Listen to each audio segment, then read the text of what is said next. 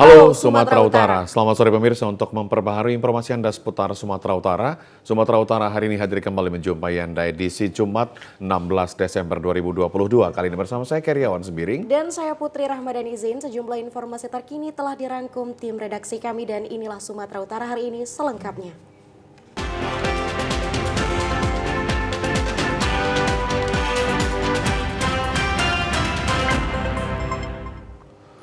Pemirsa, hari kedua proses evakuasi tim gabungan rescue Basarnas TNI Polri dibantu warga akhirnya berhasil menemukan jasad supir truk yang masuk ke dalam jurang terseret longsor di Penetapan 2 Desa Parambatan, Kecamatan Merek, Kabupaten Karo.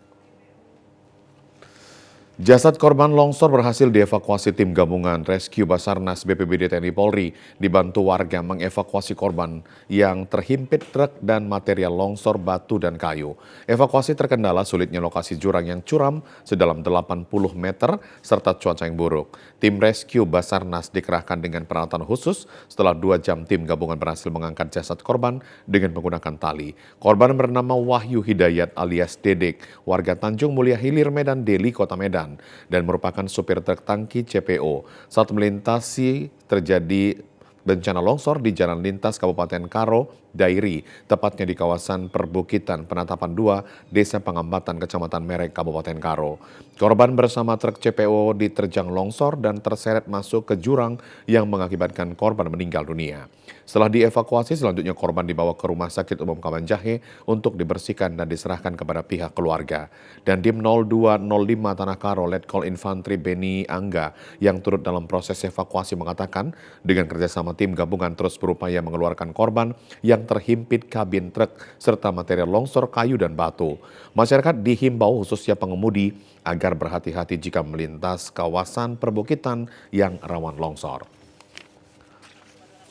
Kedua ini mulai kita intens untuk melaksanakan evakuasi dengan kondisi keadaan truk yang terbalik, kemudian korban juga terhimpit oleh badan truk dan truk juga tertumpuk oleh longsoran kayu-kayu dan lumpur, sehingga itu yang menjadi kendala. Hujan yang terus mengguyur wilayah Mandailing Natal dan Tapanuli Selatan menyebabkan Sungai Muara Batang Gadis dan Sungai Batang Angkola meluap merendam ratusan hektar sawah warga di Kecamatan Stabu Mandailing Natal. Seluas 600 hektar lahan persawahan masyarakat di Desa Bonandolok, Simaningkir, Siabu, Huraba, dan Desa Muara Batang Angkola yang berada di Kecamatan Siabu, Kabupaten Mandailing Natal terendam banjir. Banjir yang terendam ratusan hektar lahan persawahan ini diakibatkan hujan yang berkepanjangan mengguyur wilayah Kabupaten Mandailing Natal dan Kabupaten Tapanuli Selatan, menyebabkan pertemuan antara Sungai Muara Batang Gadis dan Sungai Muara Batang Angkola meluap ke sawah warga. Akibat banjir ini ratusan hektar padi masyarakat yang hanya menunggu masa panen akhirnya gagal panen atau fuso akibat banjir yang tidak kunjung surut. Dampak banjir luapan ini, para petani di 5 desa di Kecamatan Siabu mengalami kerugian hingga mencapai ratusan juta setiap desa. Salah seorang petani, Mansur Latif Panggabean, berharap pemerintah memperhatikan nasib para petani yang terdampak banjir dan berharap memberikan bantuan bibit dan pupuk kepada petani agar mereka bisa kembali menanam padi jika banjir sudah surut. Nah, inilah harapan dari pemerintah, kami dibantu walaupun istilahnya setiap tahunnya kami kena banjir, sawah kami kena banjir. Ini kami minta dari pemerintah agar kami segera dibantu walaupun melalui istilahnya pemupuk atau dana untuk kelanjutan kehidupan kami di desa ini. Sementara itu, pemirsa, hujan yang terus-menerus beberapa hari terakhir mengakibatkan banjir di sejumlah daerah, termasuk di Kabupaten Deli Serdang.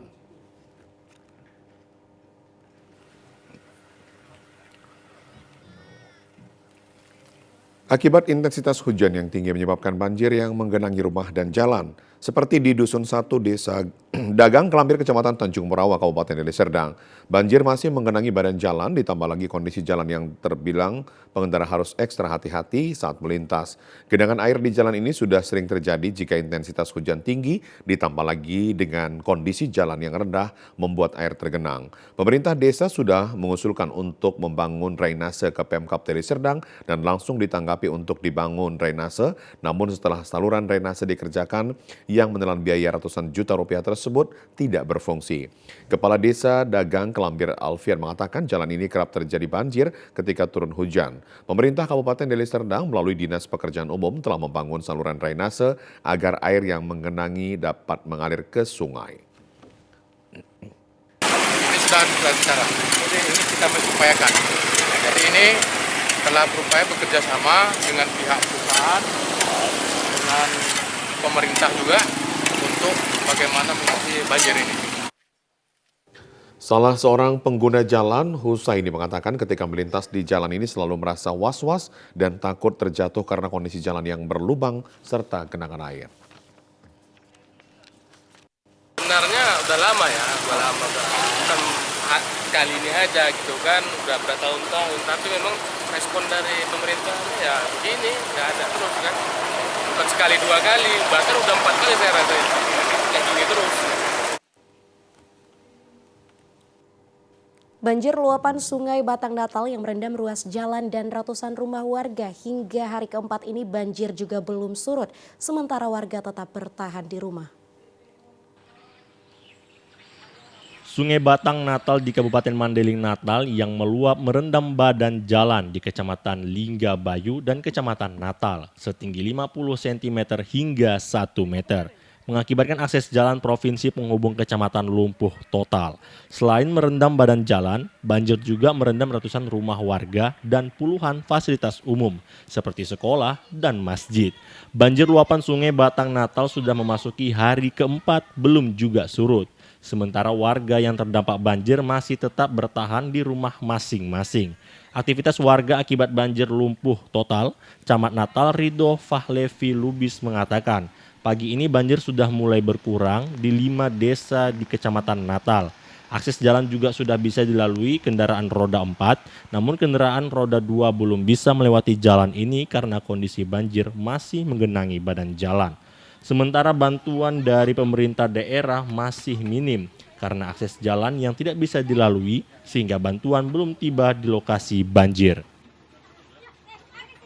Ketinggian air komandan sekitar lebih kurang 50 cm dan pada saat ini komandan situasinya tidak dapat dilalui oleh kendaraan roda 2. Untuk roda 4 pun kan karena mengingat situasi kondisi rumah warga tidak dapat dilalui oleh kendaraan roda 4. Pemirsa, curah hujan yang cukup tinggi menyebabkan komplek Kria Martubung terendam banjir. Banjir juga disebabkan drainase yang tersumbat. Banjir yang merendam seratusan rumah warga setinggi setengah meter ini terjadi selama 4 hari. Salah seorang warga, Abdullah, bersama warga lainnya berharap pemerintah Kota Medan peduli terhadap warga yang terdampak banjir. Yang merendam komplek Kria Martubung yang terparah mencapai 1 meter di Jalan Tangguk Raya Blok 2 hingga ke Blok 8. Akibat banjir tersebut, seluruh warga tidak bisa melakukan aktivitas sehari-hari. Selain itu, ratusan anak sekolah tidak bisa bersekolah karena jalan menuju sekolah mereka terendam banjir. Sudah 4 hari ini, seribuan warga di Kelurahan Martubung, Kecamatan Medan Labuhan, resah tidak bisa beraktivitas. Selain itu, aktivitas perdagangan di komplek Kria juga terhenti. Hingga saat ini belum ada bantuan dari pemerintah maupun pihak kecamatan dan juga kelurahan.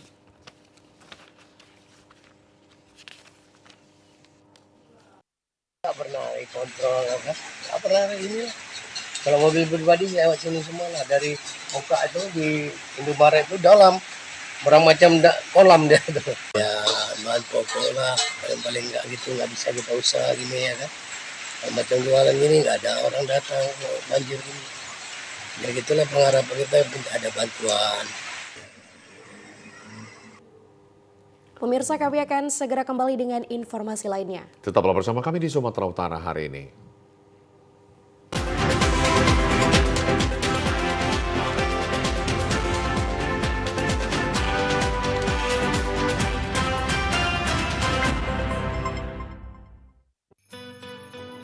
Kita patut bersyukur seiring tingginya angka vaksinasi dan kasus COVID-19 yang sudah menurun di Kota Medan. Saatnya bangkit membangun Medan sebagai kota kolaborasi dengan terus menjaga solidaritas serta menghadirkan sukacita untuk keluarga dan masyarakat. Natal berkah bagi sesama dan bagi semesta.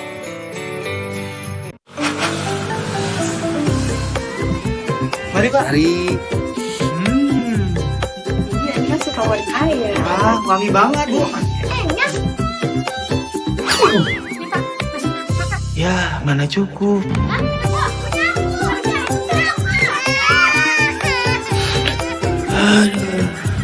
KB pria penting untuk perencanaan keluarga dan mencegah anak stunting. Pria ber-KB itu keren. Kita patut bersyukur seiring tingginya angka vaksinasi dan kasus COVID-19 yang sudah menurun di Kota Medan.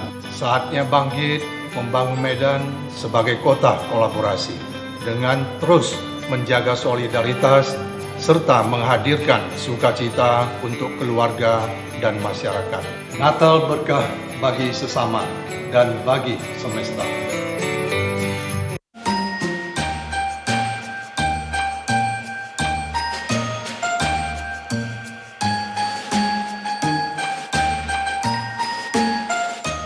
Dengan momentum perayaan Natal dan Tahun Baru, kiranya membawa keharmonisan, damai sejahtera bagi seluruh masyarakat Sumatera Utara. Dan bersatu menjaga kondusivitas Sumatera Utara. Untuk mewujudkan harapan kita masyarakat Sumatera Utara. Selamat Hari Natal 25 Desember 2022 dan selamat Tahun Baru 1 Januari tahun 2023.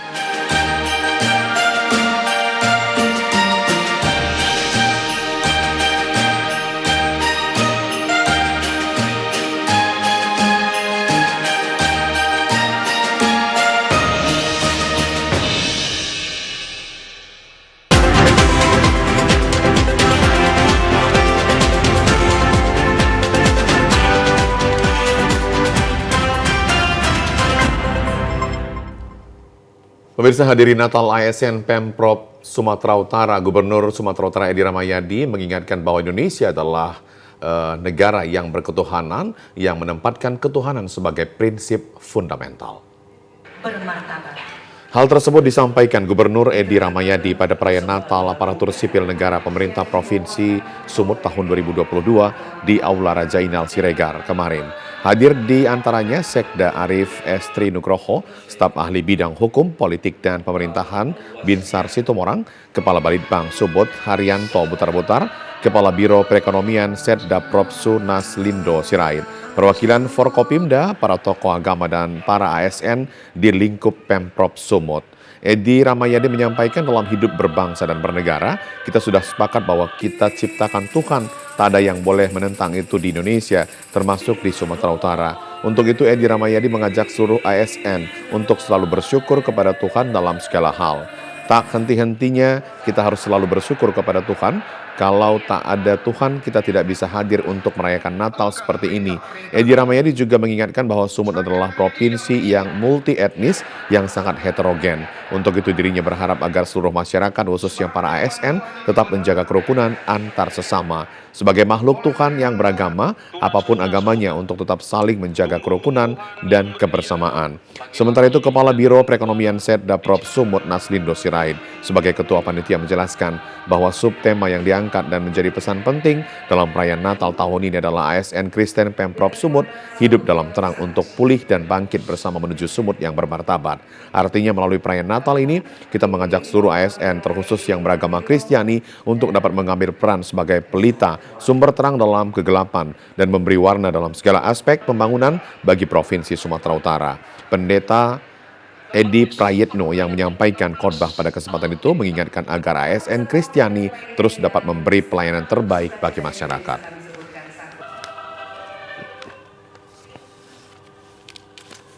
Gubernur Sumatera Utara Edi Rahmayadi menyatakan terdapat 8 kabupaten kota masih berada di zona merah dalam pelayanan publik.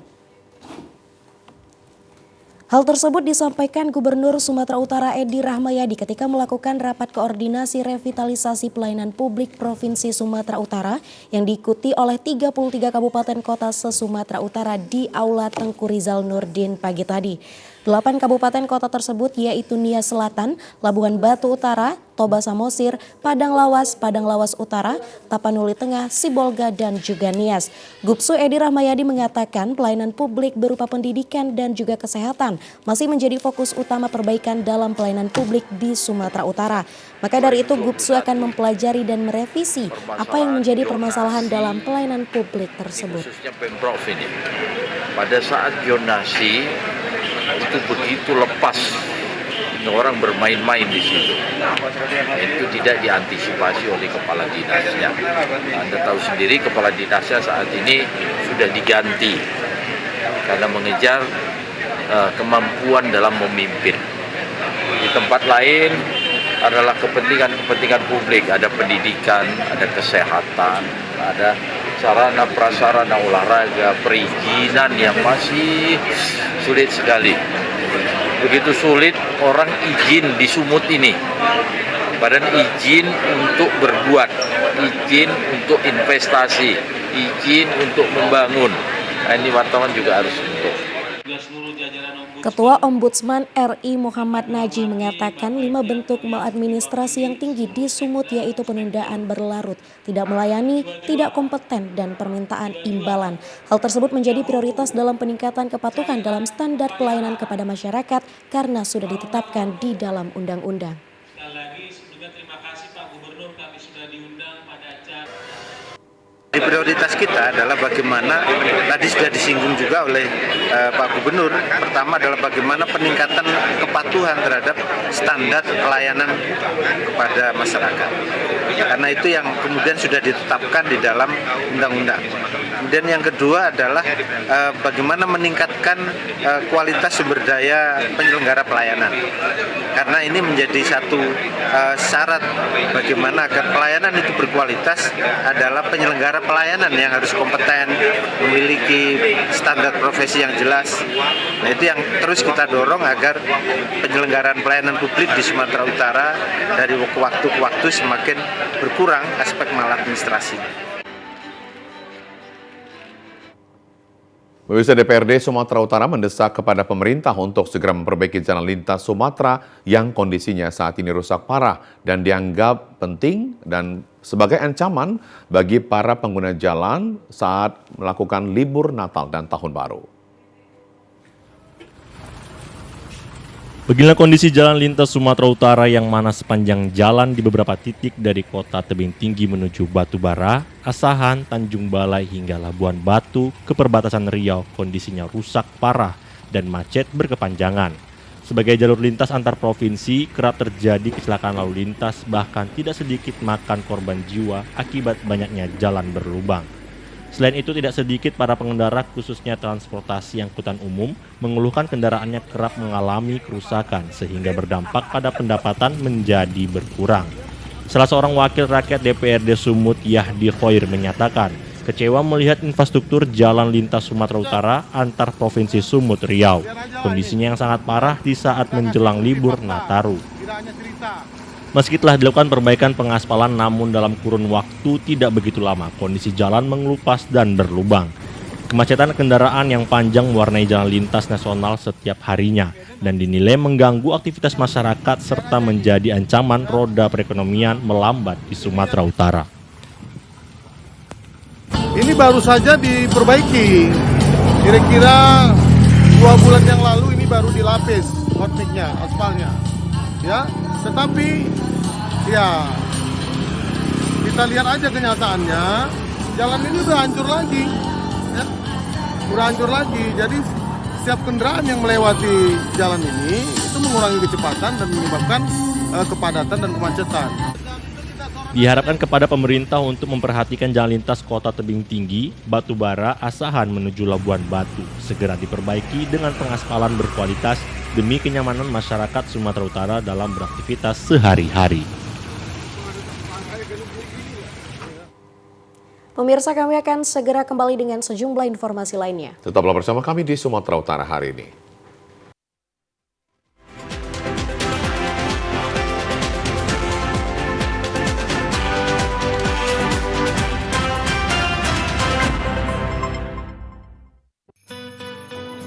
Kita patut bersyukur seiring tingginya angka vaksinasi dan kasus COVID-19 yang sudah menurun di Kota Medan. Saatnya bangkit membangun Medan sebagai kota kolaborasi dengan terus menjaga solidaritas serta menghadirkan sukacita untuk keluarga dan masyarakat. Natal berkah bagi sesama dan bagi semesta.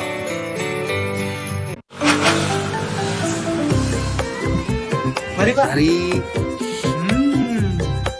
ini masih favorit ayah. Ah, wangi banget Bu. Enak. Ya, mana cukup.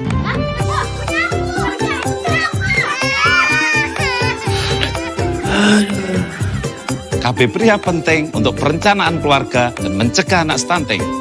Pria ber-KB itu keren.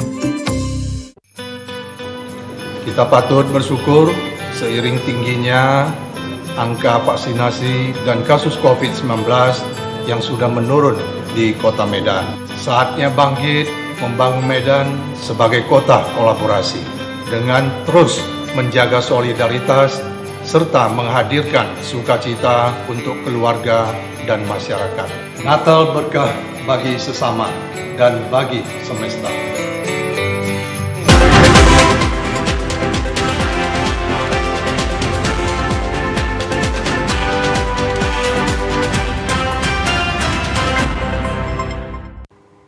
Pemirsa, pada era digital yang bergerak lebih cepat mengharuskan semua institusi termasuk Universitas Al-Wasliyah Unifa Medan untuk mempersiapkan diri dan berinovasi agar semakin kompetitif melalui transformasi digital.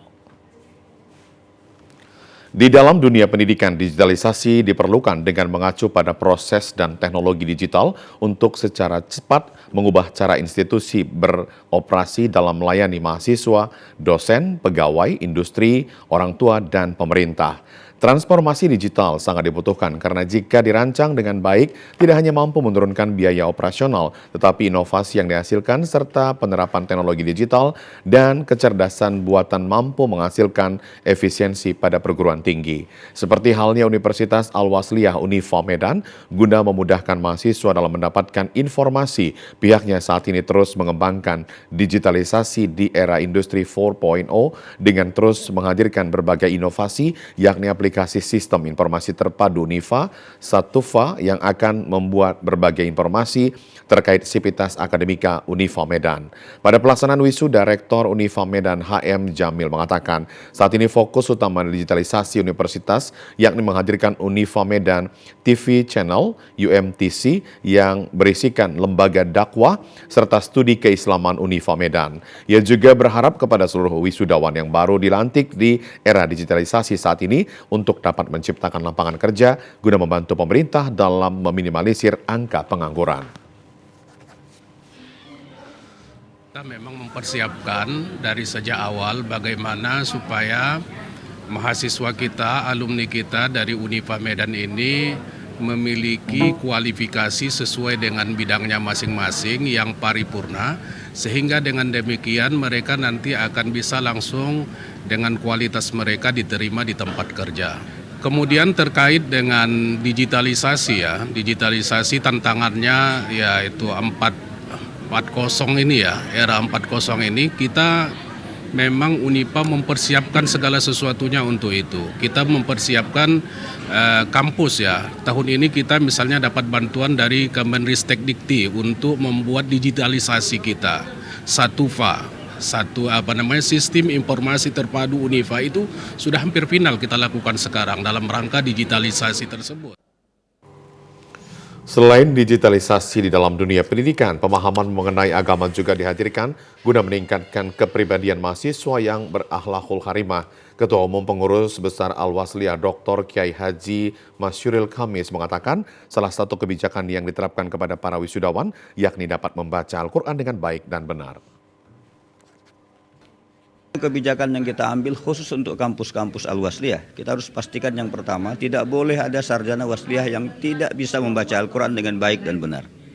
Kalau di fakultas-fakultas agama, insya Allah, permasalahan kita kan di fakultas-fakultas umum, maka salah satu kebijakan yang kita ambil adalah tidak boleh kita memberikan syahadah sertifikat kepada alumni kita tanpa mereka sudah bisa membaca Quran dengan baik dan benar, dan itu dibuktikan dengan sertifikat juga.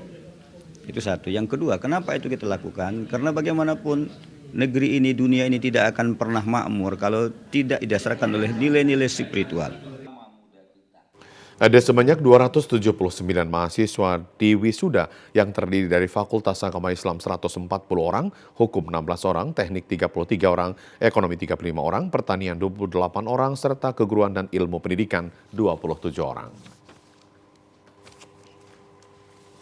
Pemirsa, kemampuan komunikasi dan literasi digital yang baik wajib dimiliki para lulusan wisuda karena diyakini mampu menjadikan para alumni bersaing di dalam dunia kerja industri 4.0.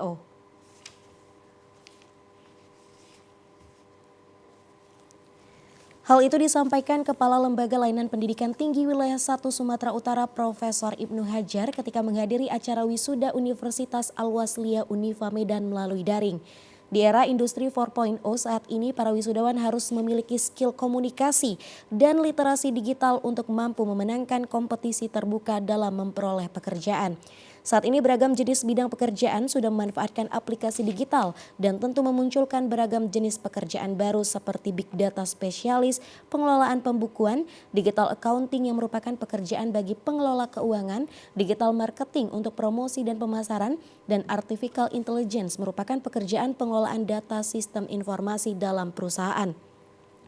Kepala LL Dikti Wilayah 1 Sumut Profesor Ibnu Hajar mengatakan jika para wisudawan ingin memenangkan pertandingan lapangan kerja maka para lulusan harus mampu beradaptasi dengan tuntutan kemampuan kerja dengan berbasis digital yang saat ini sudah mulai baik digunakan.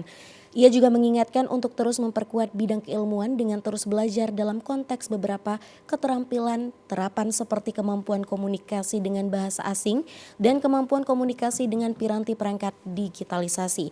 Seperti halnya saat ini Universitas Al-Wasliyah Unifa Medan yang telah 42 kali setiap tahunnya mewisuda terus berbenah diri untuk bersaing dalam beredukasi agar menjadi universitas favorit di tengah masyarakat. Rektor Unifa Medan, HM Jamil menyatakan, selain terus melakukan pembangunan gedung kampus, Unifa terus meningkatkan SDM berkualitas dengan pendidikan dosen hingga strata 3 dan bagi mahasiswa berprestasi diberi beasiswa hingga selesai.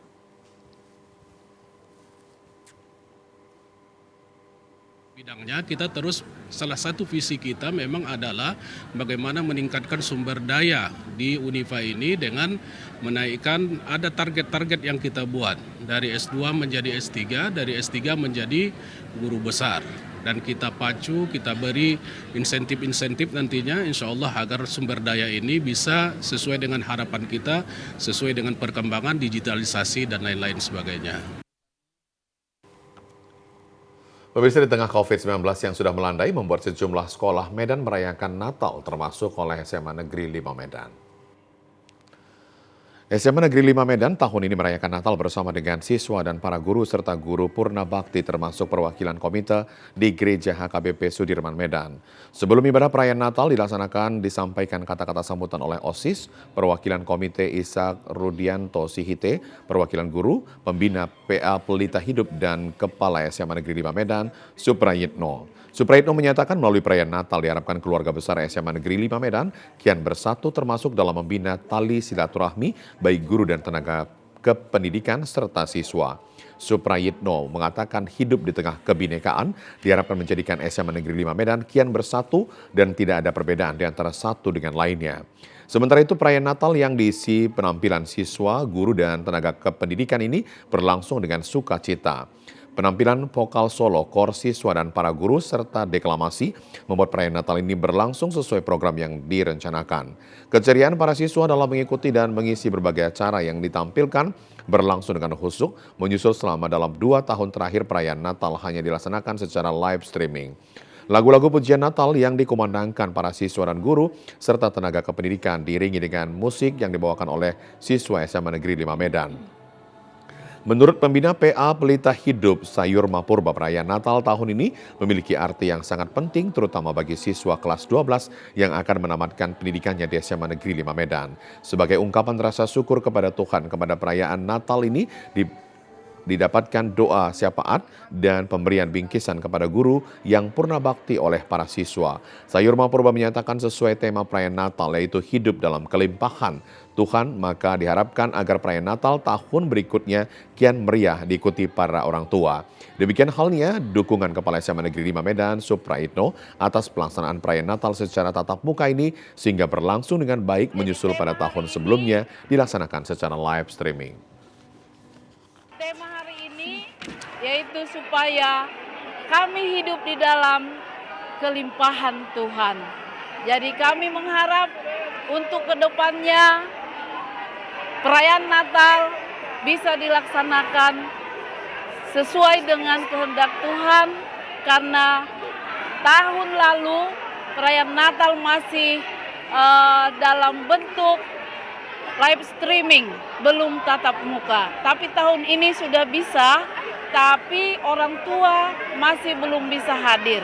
Jadi doa kita bersama, tahun depan perayaan Natal bisa semakin banyak lagi dan kita semakin bersukacita. Pemirsa, sementara itu kegiatan pramuka yang dilakukan di lingkungan sekolah sangat berdampak positif bagi setiap siswa yang mengikutinya karena akan dilatih untuk memiliki kemampuan khusus mulai dari mencintai alam, kedisiplinan, dan menumbuhkan rasa percaya diri. Seperti di perguruan Al-Azhar Medan, gerakan pramuka sudah dilakukan sejak dulu hingga saat ini terus ditingkatkan karena sejalan dengan harapan pemerintah. Camat Medan Johor Chandra Dalimunte mengapresiasi perguruan Al-Azhar Medan karena kepengurusan dan keaktifan pramukanya sangat berjalan dengan baik. Terbukti pada Jambore Internasional yang akan dilangsungkan di luar negeri juga akan diikuti oleh 20-an siswa-siswi perguruan Al-Azhar Medan.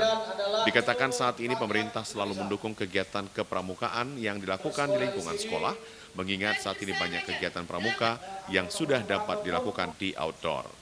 Camat Medan Johor Chandra Dalimunte berharap kepada pengurus yang baru dikukuhkan, khususnya kepada Ketua Majelis Pembimbing Gugus Depan Medan 07477 dan 07478 Gerakan Pramuka Perguruan Al-Azhar Medan untuk tetap meningkatkan kegiatan kepramukaan yang sudah ada sehingga berdampak baik terhadap seluruh siswa-siswi.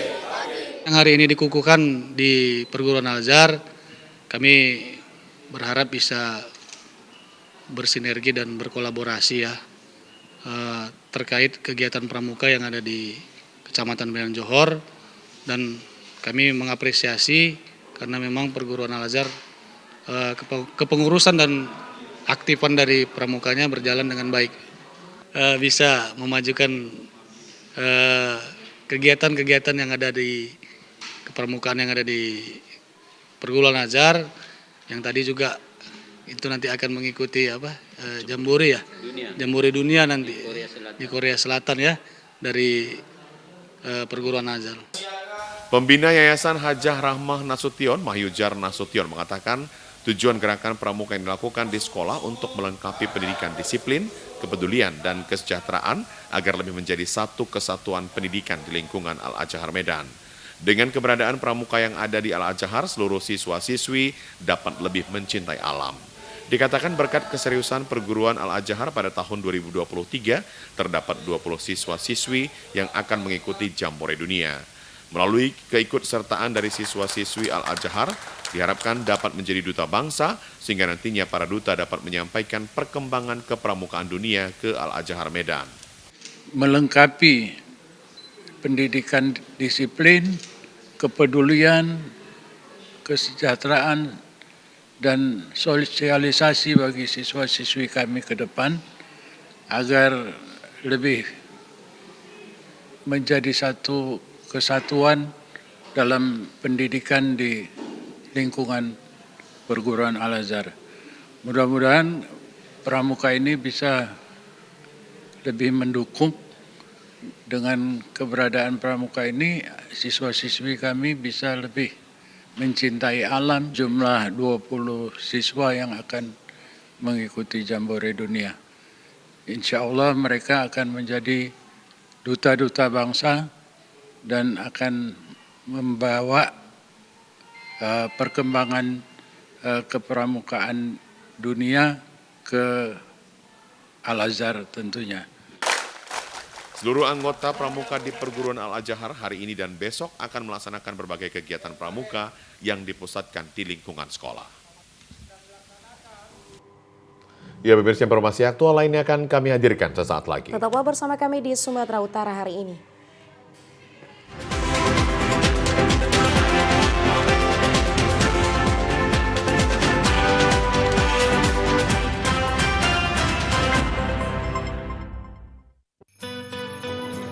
Kita patut bersyukur seiring tingginya angka vaksinasi dan kasus COVID-19 yang sudah menurun di Kota Medan. Saatnya bangkit membangun Medan sebagai kota kolaborasi dengan terus menjaga solidaritas serta menghadirkan sukacita untuk keluarga dan masyarakat. Natal berkah bagi sesama dan bagi semesta. Ayo, cegah stunting. Kunjungi bidan andalan Anda untuk merencanakan dan mengatur jarak kehamilan untuk tumbuh kembang buah hati yang optimal. Cegah stunting itu penting melalui perencanaan keluarga. Kita patut bersyukur seiring tingginya angka vaksinasi dan kasus COVID-19 yang sudah menurun di Kota Medan. Saatnya bangkit membangun Medan sebagai kota kolaborasi dengan terus menjaga solidaritas serta menghadirkan sukacita untuk keluarga dan masyarakat. Natal berkah bagi sesama dan bagi semesta.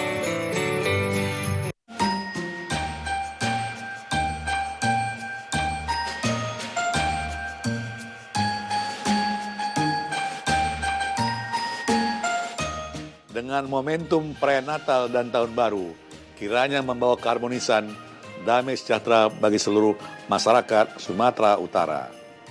Dan bersatu menjaga kondusivitas Sumatera Utara. Untuk mewujudkan harapan kita masyarakat Sumatera Utara. Selamat Hari Natal 25 Desember 2022 dan selamat Tahun Baru 1 Januari tahun 2023.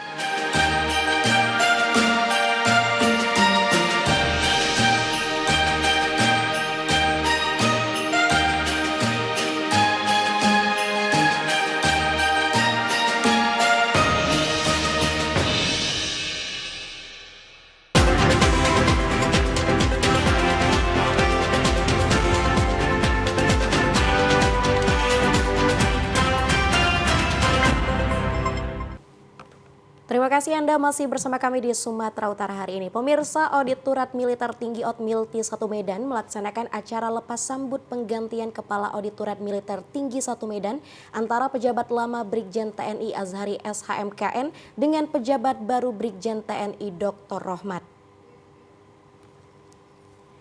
Pejabat lama Kotmilti Medan Brigjen TNI Azhar mendapat tugas baru sebagai Kepala Pusat Lembaga Pemasyarakatan Militer Kapus Lemasmil di Jakarta. Sementara pejabat yang menggantikan Brigjen Rohmat sebelumnya sebagai Warjon di Jakarta.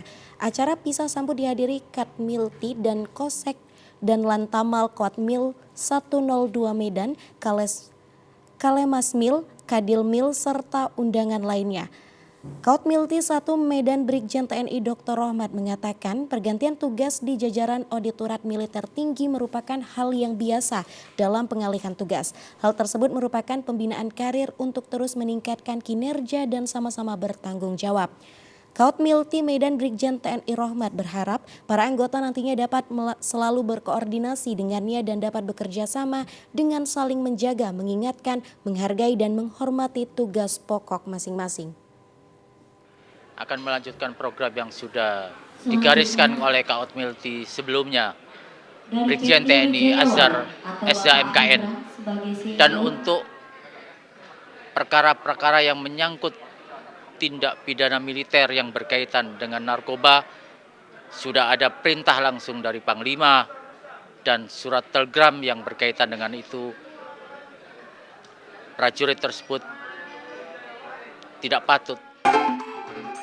Acara pelepasan Kaut Milti yang lama Brigjen TNI Azhar menjadi Kapus Lemas Mil dilakukan secara sederhana. Rasa haru yang mendalam terlihat di wajah para prajurit TNI, PNS, dan pengurus IKKT Ot Milti. Selain itu, para anggota Ot Milti memberikan ungkapan pesan dan kesan yang sangat mendalam atas perpisahan Kaut Milti beserta istri dan selalu mendoakan agar semakin sukses dan amanah di tempat yang baru. Pemberian ulos juga dilakukan Kaut Milti Brigjen Rohmat beserta istri kepada Kapus Lemas Mil Brigjen TNI Azhar beserta istri. Usai acara dilakukan ramah tamah dan pemberian cenderamata dari para tamu undangan. Pemirsa, tindakan tegas yakni pemecatan bagi prajurit TNI yang melanggar aturan tentang penyalahgunaan narkoba dengan sengaja melanggar aturan yang telah ditetapkan. Hal tersebut ditegaskan Kepala Pusat Lembaga Pemasyarakatan Militer Kapus Lemas Mil Brigjen TNI Azhar di sela-sela acara pisah sambut Kaut Milti di Hotel Polonia Medan kemarin. Brigjen Azhar mengatakan kasus penyalahgunaan narkoba di lingkungan TNI akan diberikan sanksi pidana tambahan berupa pemberhentian secara tidak hormat dari kedinasan militer atau pemecatan sebagai prajurit TNI. Oleh karena itu, Kapus Lemas Mil menghimbau kepada seluruh prajurit TNI agar tidak melakukan kesalahan dan penyalahgunaan narkoba karena selain merugikan diri sendiri, nama satuan juga tercoreng dan keluarga juga kena imbasnya. Brigjen TNI Azhar berharap seluruh prajurit TNI di jajarannya tetap menjaga nama baik satuannya dan lebih mendekatkan diri kepada Tuhan agar tetap beriman dan bertakwa. Pasmil tentu pasti ada tantangan kan, kita membina orang-orang yang pernah dinyatakan bersalah oleh pengadilan. Tapi saya yakin pada umumnya prajurit ini walaupun dia pernah mengalami melakukan kesalahan, dia biasanya akan menyadari kesalahannya. Harapan saya sebenarnya jangan banyak lagi yang masuk, ada prajurit yang masuk ke Lemas Mil. Mudah-mudahan kalau pelanggaran berkurang, mudah-mudahan mereka tidak ada yang masuk ke Lemas Mil. Kita doakan yang sudah masuk pun jangan sampai ada yang kembali menjadi residivis. Kita doakan dan saya yakin itu bahwa akan terjadi kekurangan prajurit yang masuk menjadi prajurit binaan di Lemas Mil. Pemirsa, sementara itu KPUD Serdang Bedagai mengumumkan 174 panitia pemilihan kecamatan. 85 diantaranya akan dilantik pada Januari mendatang dan 85 lainnya pengganti antar waktu. Komisioner KPU bagian Divisi Penyelenggaraan Ardiansyah Hasibuan mengatakan, proses seleksi yang dilakukan KPU terhadap panitia ad hoc PPK kecamatan telah berlangsung dan terdapat 10 panitia ad hoc per kecamatan. Hasil pengumuman dapat dilihat di sosial media KPU Sergai, kantor camat di 17 kecamatan, serta dapat dibuka website KPU. Ardiansyah menambahkan panitia ad hoc yang diumumkan sebanyak 170 orang dengan ketentuan terdapat 85 orang yang dilantik pada Januari 2023 mendatang. Sementara 85 orang lainnya akan disiapkan dalam rangka pengganti antar waktu atau PAW. Panitia ad hoc yang dilantik akan bekerja selama 16 bulan, terhitung dari 4 Januari 2023 hingga 4 April 2024. Dari informasi yang diterima, hasil pengumuman PPK masih terlihat penyelenggara wajah-wajah lama. Hal tersebut dibenarkan Ardiansyah, masih terdapat 65% panitia penyelenggara di tahun 2019 lalu. Hal ini dilakukan untuk menjaga kesinambungan dan kebutuhan organisasi PPK tersebut. Masa kerja anggota PPK nanti yang setelah kita lantik dari 4 Januari 2023 sampai dengan 4 April 2024. Jadi ada sekitar 16 bulan mereka bekerja. Lihat di media sosial KPU Serdang Bedagai, di website KPU Serdang Bedagai, terus juga kita tempel di papan pengumuman kantor kecamatan ya, di setiap kecamatan dan di kantor KPU Serdang Bedagai papan pengumumannya. Pemirsa, untuk persiapan tahapan pemilu tahun 2024 mendatang, Komisi Pemilihan Umum KPUD Kabupaten Labuhan Batu Utara menyelenggarakan uji publik tahap 2 rancangan penataan daerah, pemilihan Dewan Perwakilan Daerah Kabupaten Labuhan Batu Utara pada pemilu tahun 2024. Uji publik tahap 2 ini dilaksanakan di Aula Hotel Sangrila, Desa Ledong Barat, Kecamatan Kuasan Kabupaten Labuhan Batu Utara yang berbatasan langsung dengan Kota Aikanopan Kabupaten Labuhan Batu Utara dihadiri perwakilan dari pemerintahan, OKP, partai politik, dan masyarakat se-Labuhan Batu Utara. Uji publik kedua ini merupakan lanjutan dari tahap pertama yang dilaksanakan pada 13 Desember lalu. Kegiatan ini bertujuan untuk menerima masukan dari partai politik dan warga. Terkait masukan penambahan daerah pemilihan, Ketua Divisi Teknis dan Penyelenggaraan KPU Labura, Adi Susanto memaparkan, KPU Kabupaten menampung semua masukan dan respon dari partai politik, ormas, dan warga. Selanjutnya disampaikan ke KPU RI melalui KPU Provinsi dengan bantuan aplikasi Sidapil. Kita lakukan kegiatan uji publik kedua rancangan penataan dapil dan alokasi kursi untuk pemilu tahun 2024 bagi Kabupaten Labuhan Batu Utara. Jadi rancangan ini nanti hasil uji publik ini akan kita terima saring masukan respon dari masyarakat Labuhan Batu Utara untuk kita hantarkan ke pimpinan kita di KPU RI melalui KPU Provinsi. Informasi lainnya datang dari Badan Pelindungan Pekerja Migran Indonesia atau BP2MI mengadakan fasilitas Very Important Person atau VVIP bagi pekerja migran Indonesia PMI di 5 bandara secara serentak di Bandara Kuala Namu. BP2MI bekerja sama dengan Kementerian BUMN dan Pemprovsu meluncurkan berbagai fasilitas VVIP. Hal ini untuk menaikkan harkat dan martabat para pahlawan devisa negara. Berdasarkan data ada sekitar 9 juta warga Indonesia yang bekerja di luar negeri baik formal maupun informal.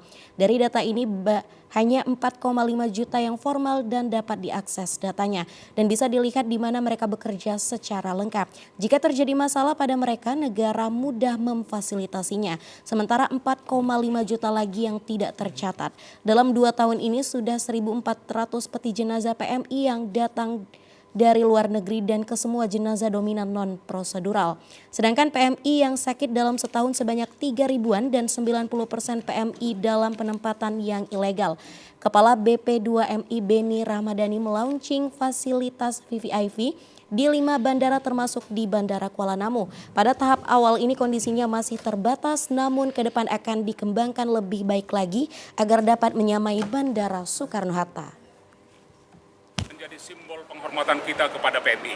Mereka menggunakan itu sama dengan lounge VIP di bandara-bandara manapun. Kedua, fast track. Ada fast track di jalur kedatangan dan fast track jalur keberangkatan. Ini memberikan satu simbol respect kepada PMI kita saat mereka berangkat dan kembali tidak harus berdepet-depetan, berdesak-desakan, tapi ada perlakuan khusus kepada mereka. Sekretaris Daerah Provinsi Sumatera Utara Arief Sudarto Trinugroho menilai sejauh ini masih banyak masalah dalam hal penanganan PMI. Terkait masih banyak pelaku dan pengiriman PMI ilegal, Pemprov Sumut akan bersinergi dan juga berkolaborasi.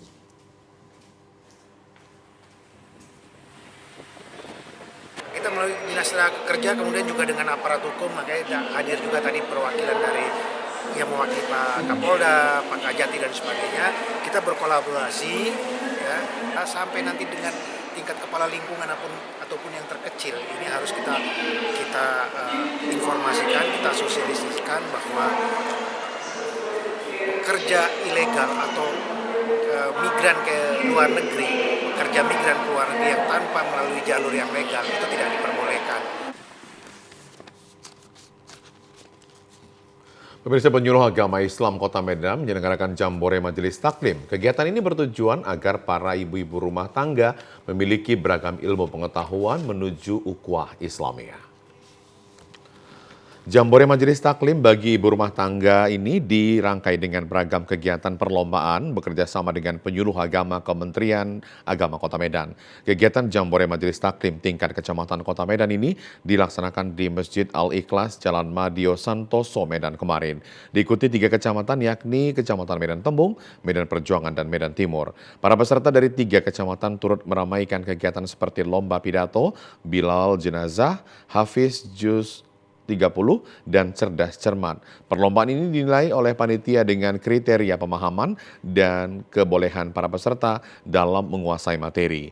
Kegiatan Jambore ini digelar sebagai ajang latihan dan melahirkan bibit unggul Majelis Taklim yang menguasai ilmu agama Islam. Hasil dari perlombaan ini nantinya akan mengikuti seleksi tingkat Kementerian Agama di Medan.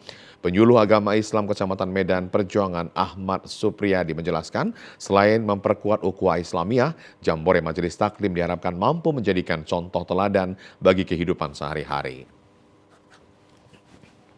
Jadi harapan ke depan bagi kita yang memang menjadi pembimbing dan pembina Majelis Taklim, kita berharap bahwa semua ibu-ibu Majelis Taklim ini pertama sekali tentunya bisa selalu bekerja sama dalam segala hal, terutama dalam program-program kegiatan pengajian dan program-program untuk kegiatan sosial kemasyarakatan.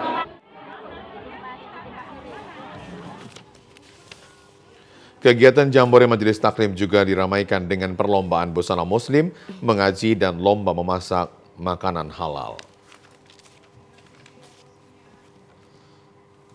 Ya, BBC Informasi tadi mengakhiri Sumatera Utara hari ini. Mewakili seluruh kerabat kerja yang bertugas, saya Keriawan Sembiring. Dan saya Putri Rahmadan izin terima kasih atas perhatian Anda. Selamat sore dan sampai jumpa.